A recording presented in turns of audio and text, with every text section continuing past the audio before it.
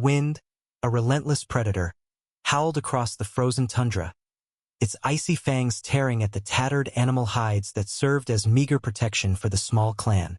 They huddled together in the shallow lee of a great, gray boulder, a temporary respite from the biting gale. The sun, a pale, distant disk in the bleached-out sky, offered no warmth, its light as cold as the snow that blanketed the land in a thick, unforgiving shroud. For days, the blizzard had raged, a swirling vortex of white that imprisoned them in their makeshift camp. Their supply of dried meat, once plentiful, had dwindled to a few precious strips, and a gnawing hunger had become a constant companion. The cold, insidious and persistent, seeped deeper into their bones with each passing hour. Kale, the clan's leader, stood at the edge of the rock's meager protection, his broad shoulders squared against the wind. His face, weathered by 30 seasons of sun and storm, was a mask of grim determination. Lines of worry were etched around his eyes as he stared out at the swirling chaos of the blizzard. He knew that the rock, their only shield, was failing them. The wind, like a persistent wolf, found its way into every crack and crevice, stealing the precious warmth generated by their fire. The fire itself, a flickering, hungry beast, devoured their dwindling supply of wood at an alarming rate. A cold certainty settled in Kale's gut. To survive this winter, a winter harsher than any he had ever known, they needed more than a rock and a fire.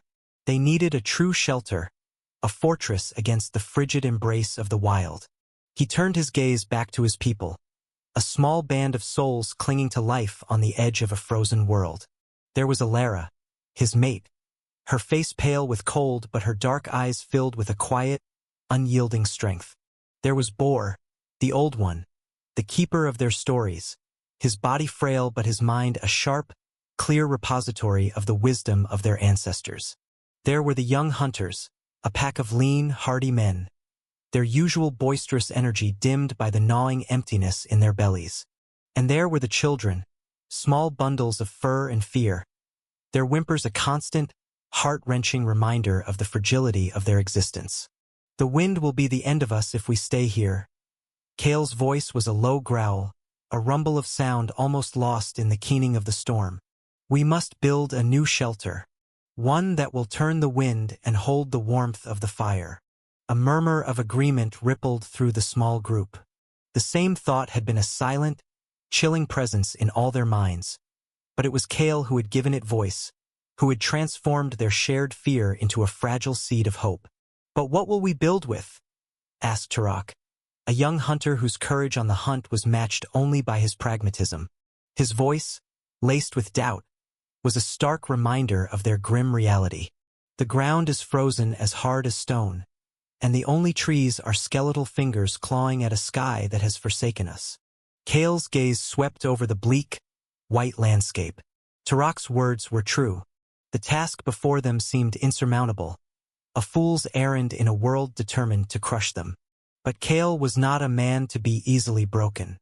He had led his clan through droughts that turned the earth to dust and floods that washed away their world. He had led them on long, fruitless hunts and through bloody skirmishes with rival clans.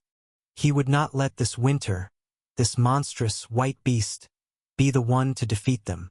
"We will use what the land gives us," he declared, his voice ringing with a newfound resolve that cut through the despondency like a sharpened flint.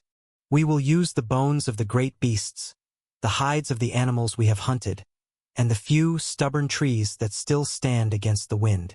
He turned to Bor, his eyes seeking the wisdom of the ages. "Old One, you have seen more winters than any of us. Do you remember the stories of the shelters our ancestors built? The ones that could withstand the fury of the ice gods?" Bor, who had been huddled close to the fire, his eyes closed as if in a trance, slowly opened them. A flicker of ancient light seemed to dance in their depths. Ido, Kale. "I remember the stories of the winter homes, the great domes of mammoth bone and hide. They were strong, the stories say, strong enough to laugh at the fiercest of storms. A spark of hope, fragile yet persistent, flickered in the eyes of the clan. The stories of the ancestors were more than just tales to pass the time. They were a lifeline, a connection to a past filled with survivors, a reminder that they were not the first to face such hardships. "Then that is what we will do," Kale said, his voice now firm and decisive, a commander's voice. "We will build a mammoth bone house." The decision was made. A sense of purpose, of shared determination, settled over the clan like a warm blanket. The gnawing fear was still there, a cold, hard knot in their stomachs, but it was now overshadowed by a glimmer of hope. They had a plan. They had a chance. The following day, the blizzard, as if exhausted by its own fury, subsided. The wind still bit at their faces, a constant, nagging reminder of the cold, but it had lost its ferocious, soul-stealing howl. The world was cloaked in a thick, pristine blanket of white, the silence broken only by the crunch of their own footsteps. Kale gathered the hunters. "We need the bones of a mammoth," he told them, his voice sharp with urgency. "A big one. Its ribs will be the frame of our new home." The hunters, their spirits lifted by the prospect of action, of fighting back against the relentless winter, readily agreed. They set out across the snow-covered plains, their eyes scanning the horizon for any sign of the great beasts, the lumbering mountains of flesh and fur that roamed these lands. The hunt was long and arduous. The snow was deep, and the cold was a physical thing, a heavy weight that pressed down on them. But they pressed on, their minds filled with the image of their families shivering in the inadequate shelter of the rock outcropping. Finally, after days of searching, their perseverance was rewarded. They found it, a massive skeleton, half buried in the snow, its bones bleached white by the sun and the wind.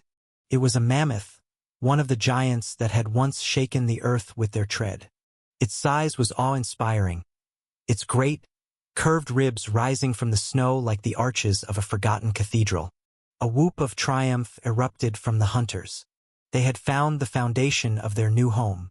With renewed vigor, they set to work, their stone tools chipping away at the frozen ground, freeing the massive bones from their icy prison.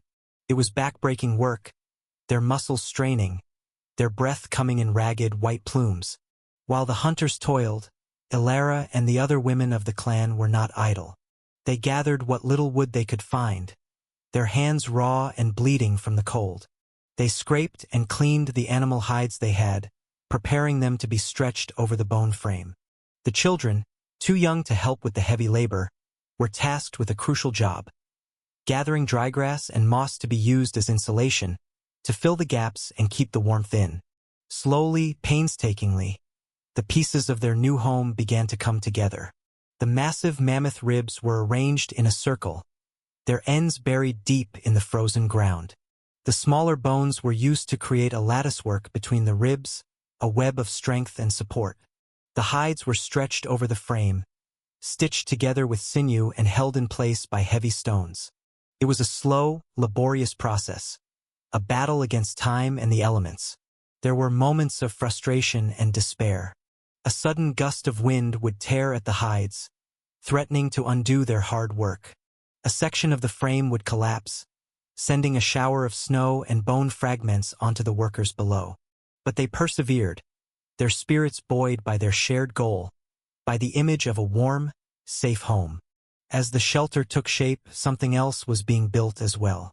A sense of community, of shared purpose, grew stronger than ever before. They were no longer just a collection of individuals struggling to survive. They were a clan, a family, working together to build a future for themselves and for their children. Finally, after what seemed like an eternity, the shelter was complete. It was a strange and imposing structure, a dome of animal hides and bones rising from the frozen landscape, a testament to their resilience, their ingenuity, and their unwavering will to survive. It was not beautiful in the way a flower or a sunset is beautiful, but it was strong, and in its strength, there was a raw, primal beauty. As the first flakes of a new blizzard began to fall, the clan gathered inside their new home. A fire was lit in the center, its flames casting a warm, welcoming glow on the faces of the people gathered around it. The wind howled outside, A frustrated beast denied its prey. But inside, there was only the crackling of the fire and the soft murmur of voices. They had done it. They had built a fortress against the winter. They had found a way to survive. As Kale looked at the faces of his people, their eyes shining with a mixture of exhaustion and relief, he knew that they would be all right. They were a clan. And they were home. The warmth within the mammoth bone house was a palpable thing, a living entity that pushed back against the biting cold that raged outside. The fire, now contained within a carefully constructed hearth of stones, burned brightly, its smoke curling up through a small opening at the apex of the dome, a beacon of defiance against the storm. The air was thick with the comforting smells of wood smoke, roasting meat, and the earthy scent of the animal hides. For the first time in what felt like a lifetime, a sense of security, of deep, profound peace, settled over the clan. The days that followed were a testament to their newfound sanctuary.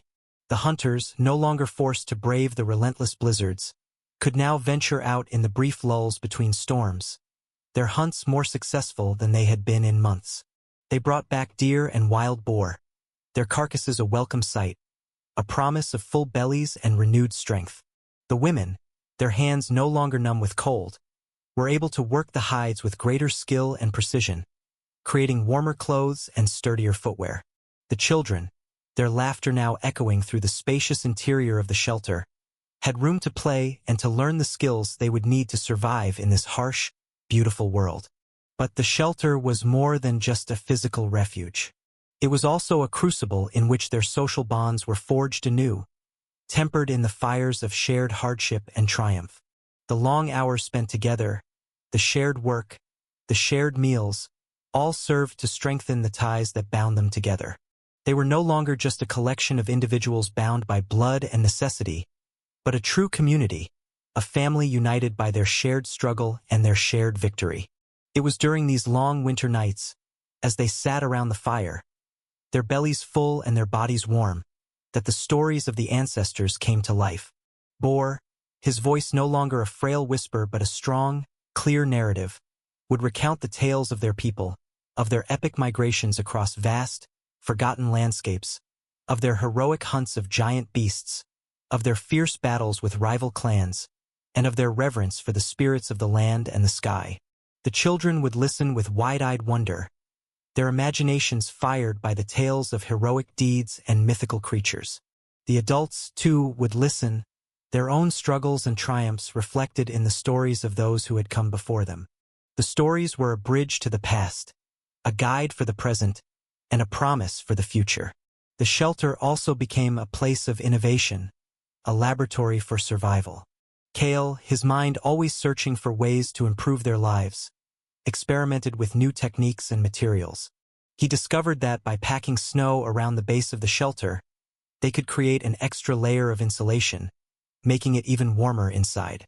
He also devised a clever system of vents, small openings in the hides that could be opened and closed to control the flow of air, preventing the smoke from becoming too thick and allowing for fresh air to circulate.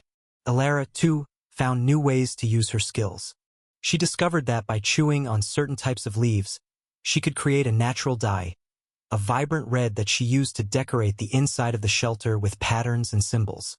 These decorations, depicting scenes from their hunts, from their daily lives, and from the stories of their ancestors, transformed the shelter from a mere dwelling into a true home, a place that reflected their identity, their spirit, and their artistry.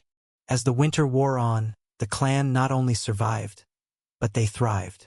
They grew stronger both as individuals and as a community. They learned to work together with a new level of efficiency and harmony. They learned to rely on each other, to trust each other, and to find joy and beauty even in the harshest of circumstances. One evening, as a particularly fierce blizzard raged outside, its fury a stark reminder of the world they had conquered, a child was born within the warmth and safety of the mammoth bone house. It was a girl, and they named her Anya, which in their tongue meant grace. Her birth, in the heart of the shelter, was a powerful symbol of their resilience, a promise of a new beginning, of life continuing in the face of death. As Kale held the small, wriggling bundle in his arms, he looked at the faces of his people, their eyes shining with a mixture of awe and joy. He knew then that they had not just built a shelter. They had built a future. The winter, however, was a stubborn beast, and it was not yet ready to release its grip on the land. There were still challenges to be faced, dangers to be overcome. But as they faced the final, desperate gasps of the dying season, they did so with a newfound confidence, a sense of unity and purpose that had been forged in the crucible of their shared struggle. The day the first signs of spring appeared, a single, brave crocus pushing its way through the melting snow, the clan emerged from their shelter, blinking in the bright, warm sunlight. They had survived the harshest winter in living memory. They had faced the biting wind and the gnawing hunger, and they had emerged victorious. As they stood together, looking out at a world being reborn, a world of green shoots and flowing water, they knew that they were not the same people who had huddled together in the shallow lee of a rock outcropping all those months ago. They were stronger, wiser, and more united than ever before. They were a clan that had faced the ultimate test and had not only survived, but had emerged triumphant. And as they began to pack up their belongings, preparing to follow the herds on their spring migration, they did so with a sense of hope and optimism that had been absent for so long. They knew that there would be other winters, other challenges, other hardships. But they also knew that they had the strength, the ingenuity, and the spirit to overcome whatever lay ahead. They were a clan of survivors, and they were ready for whatever the future held. The Mammoth Bone House, their winter home, would stand as a monument to their resilience, a silent testament to the enduring power of the human spirit in the face of adversity. And the stories of their survival, passed down from generation to generation, would inspire their descendants for years to come, a timeless reminder that even in the darkest of times, hope, like the first crocus of spring, can always find a way to bloom.